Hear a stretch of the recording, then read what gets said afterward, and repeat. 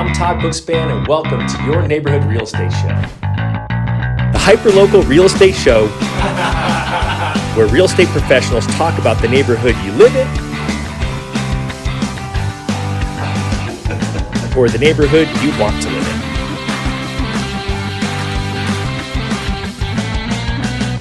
This episode is brought to you by homebuyeruniversity.net, your free comprehensive guide to buying or refinancing your home. Click over to homebuyeruniversity.net to get started online today.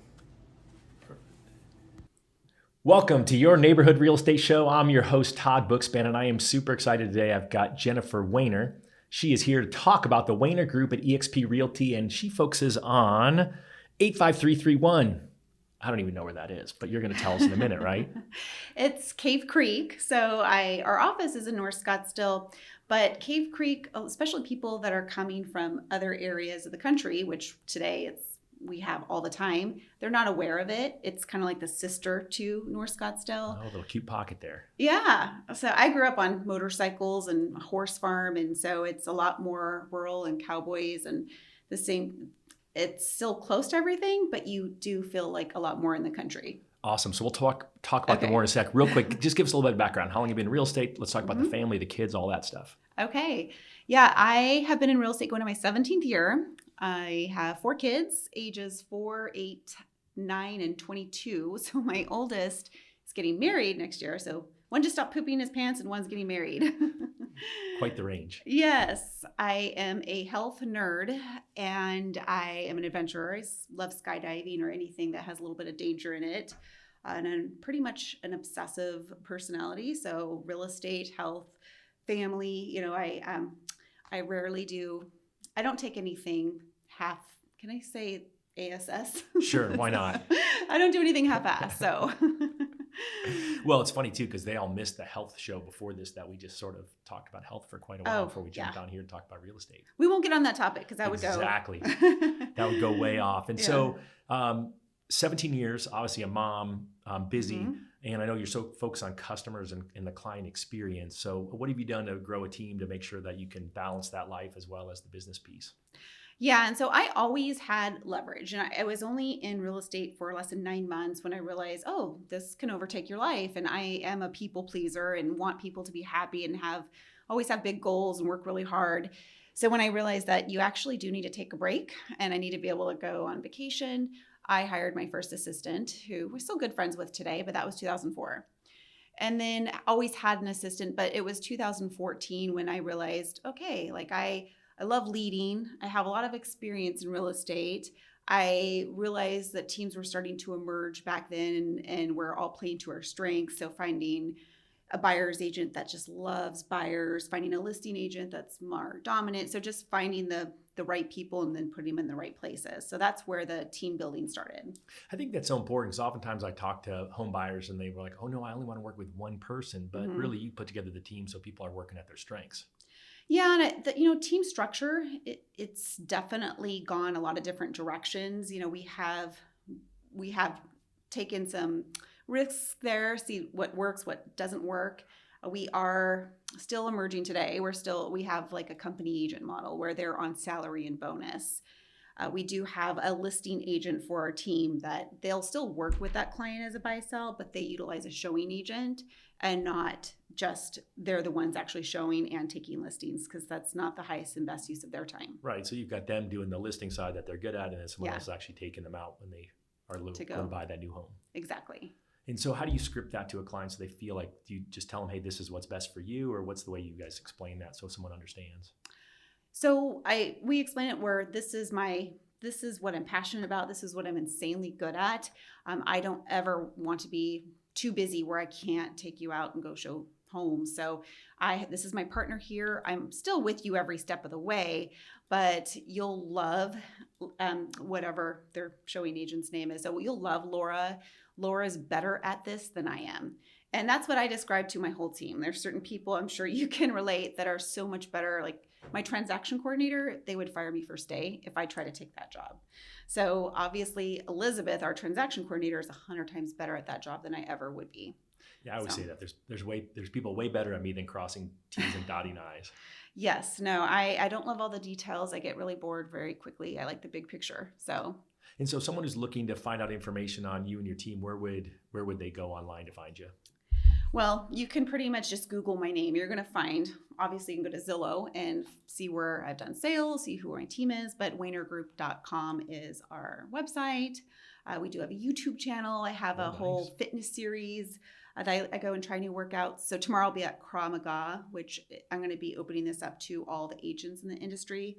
It's self-defense. And with all the new reports of agents, female agents especially, being targets, we all need to protect ourselves. But I've been a mermaid, and so if you just want to have some fun and watch me work out, you can do that too. I heard you might be going to F45 also. I am. That's awesome. That's where Adam and I work out. So. I heard. I just love all of it. So yeah, it's a lot of fun. I think it's so key. Again, part of that balance and staying focused on business is making sure that you're healthy in life. Well, Tony Robbins talks about it as physiology first, to get your physical self right first. And I thought it was really interesting that a bunch of entrepreneurs were on Richard Branson's island, and they said, Richard, if you could only give us one piece of advice, what would it be? And he's like, exercise. I told that to my husband. He's like, exercise? My husband's followed my... They flew there all that way. They paid all that money. And I know. But it's true. It's like when we have our physical self right, we're going to be operating at the best mental cognition as well. Yeah. No, I love that. I think it's so cool that you're doing that. And so we'll check out your YouTube channel on fitness as well. So let's dig back in for one more moment on the 85331. So North Scottsdale, Cave Creek area. What are kind of some of the amenities or the places there that you really love? Well, you can ride horses. So we have a lot of equestrian estates. Even like for Cave Creek School District, it's one of the top school districts here. They have equestrian programs. So my kids, at least two of them so far, have they can go out and take horse training through the school. Oh, that's awesome. Yeah, there's we still have I think it's the only Target you can go to at Christmas time and still not wait in big lines. So everyone's a lot more spread out and has their space. We've got a lot of wildlife. So we have bobcats and javelinas and crazy spiders, but I'm probably not going to sell you on that area if I go into that. But you have your space. You're still only 8 minutes away from the 101. You have lots of gyms, a lot of higher end grocery stores. It's a lot more of a fit area too. So it stays cooler, about 8 degrees cooler in the summer, which makes a big difference. But people don't understand that. There's a huge difference between 100 and 108. There is, I know people make fun of us for saying it's a dry heat. And yeah, if you get lost in the parking lot trying to find your car in the summer, it sucks. Well, if you take your kids to Disney World in the summer, then you'll appreciate what a dry heat is. Exactly. I know. I was at actually Rocky Point in the summer. It was so humid and you could feel the heat. And so I really appreciate. Yeah, they make fun of us, but it's true. Yes. All the more reason to be here in Arizona. We don't have the ocean, but one of my favorite lakes here is Bartlett Lake because it's not as crowded. So you can actually be a boat club member, or you can just go rent a boat or jet skis for the day. And you can have your whole little cove all to yourself. I grew up in Southern California where we had the beach, but the lakes there were disgusting. So if you want water, we have water, and we have amazing golf, amazing views, lots of saguaros, lush Sonoran landscape, hiking trails galore. So a lot of when I discovered this area, I fell in love with Arizona.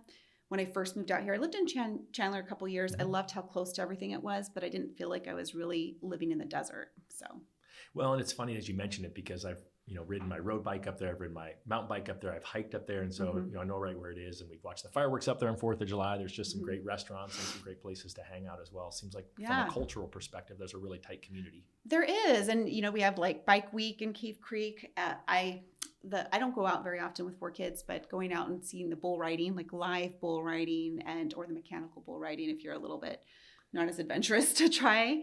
And really, really good, like just much more kind of like down to earth. I don't know how to describe it more. And then you're still, again, like 10 minutes away from Kierland. You can go to I'm a foodie. So you can be at like the Mission in Kierland and enjoy a great meal and be 10 minutes up the road. So. Well, and you guys are the top rated in 85331, but you serve the whole valley of the sun here. We do. So I do have a team, and we have 15 agents that are in different. So we have our Southeast Valley agents. We have our Ahwatukee agent. So we do have agents throughout the valley. So if anyone was looking to buy or sell, regardless of where it is, call you. Yeah. And I will say that because where I started with investors and working with bank owns and short sales, it's taken me everywhere. I've literally sold in every community from New River to Arizona City, which I wouldn't be like the neighborhood Everyone's specialist like, where's there. that? But yeah, I know where it is. You don't even want to know. There's no Starbucks there. And then all the way up to obviously Scottsdale, Central Phoenix, Southeast Valley. Yeah, that's awesome. And so I know from a team perspective, you guys are also growing your team. If someone's listening who's an agent, what advice would you give them about getting into the business and how to get in touch with you? I would definitely say, look at this long term. You look at what your goals are going to be, say 10 years from now, and work backwards. I just moved from Remax last year to eXp Realty because I knew that some agents that are going to come into my world in 2 years, they're going to be so good that they're going to want to start their own team.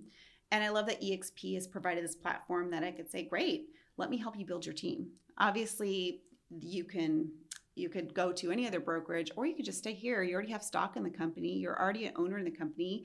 Maybe you're making revenue share. Why would you go somewhere else when instead of a divorce situation, it's a different kind of partnership? And no matter where you're at, you can mastermind with other agents from Florida and have connections there where they're a part of your team. There's no borders. So even someone listening somewhere else should reach out to you and learn about what you're doing. Yeah.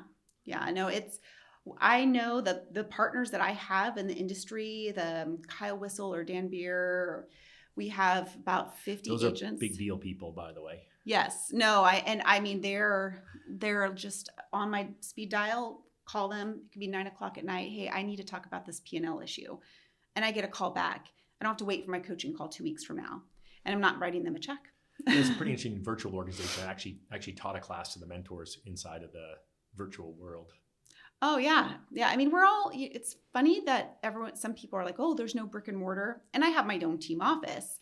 But I was like, everyone says that. I was with brick and mortar companies my whole career. I can tell you that few agents ever went into the office other than to pick up their check. Yeah, I definitely have seen that changing over time. I mean, certainly it's great to have a team office. You guys have somewhere to get together for community. But at the same time, you're right. Most people are on the road and traveling and yeah, their office is in their car, at a Starbucks, at a client's house. It's not necessarily, in their brick and mortar office that they go and travel with the fluorescent lights. So, what are you seeing as far as new agents getting in? Who's your target for an agent right now? For my team or for your team? Okay. For my team, it definitely has to be somebody that's growth oriented. So hungry, humble, and capable is a very simple way to put it. And they have to be, it's not just, oh, I'm going to do this part-time. I love people and houses. I need to get deeper. I need to know that this is your purpose. This is something you're insanely obsessed about because it's going to be super hard. And if you think that your value proposition is like, oh, I'm really good. I have a license now. I can go and use the MLS. I'm so great. Everybody use me. Those agents are going to be phased out. And I was in real estate in 08 and 09. So I was like last woman standing in my office. And it's going to, when we transition again, we know we are. When we do, a lot of the agents that have gotten into business so easily, it's been a lot more popular this time around with HGTV and online licensing.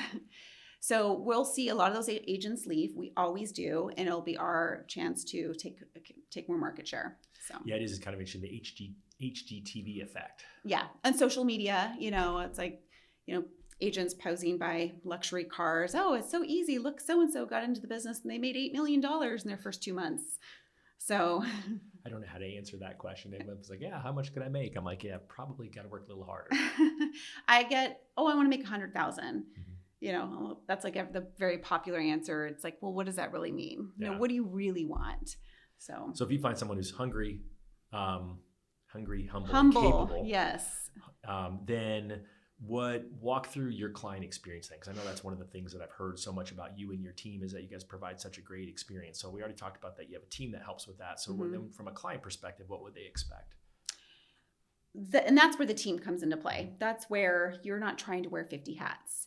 I believe heavily in gifting and doing that, not just at the closing when so many people almost even expect it, but doing it sprinkled throughout, doing it after it closes. doing this through events, doing this through birthday gifts.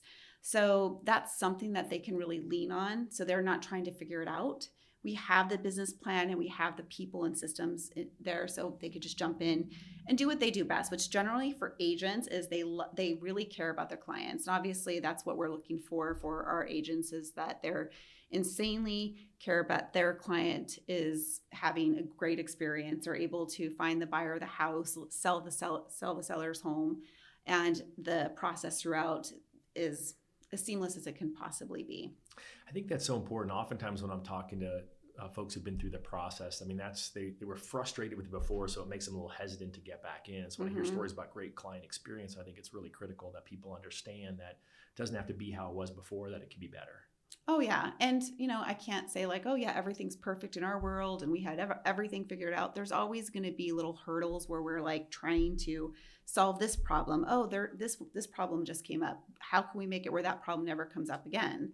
So, and that's where it's like the team problem solving comes into play. Well, and experience, right? You've seen similar things before, so you can navigate it a little bit faster and a little less stressful than oftentimes an inexperienced person. Yes. Yeah. Not trying to, a lot of the problems that we have today are the same problems that we had in 03. So the people haven't changed. It's just the different technology and pieces like that are out there that have changed. Yeah, I think that's an interesting part of it too right now. I think that's one of the other challenges that people have, is where to get really great information. So if they go to Wehner.com, Wehnergroup.com, Wehnergroup.com, live property search on there with accurate information of what's available for sale.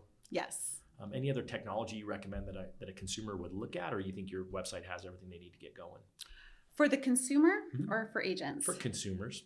The consumer, the front-facing website they don't need to be system engineers. They can let us do that part of it. Right.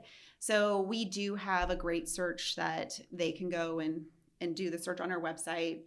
Properties can get filtered, and we can also see the communication part about our technology is great, is we can see what the clients are liking and sharing that data, because if we just set them up on an MLS search, we're not getting a feedback loop. We could see the properties that they liked that are favorited, in our criteria that we set up. But what we have realized is it's not a linear process. Client might come into us, they want a $200,000 townhome.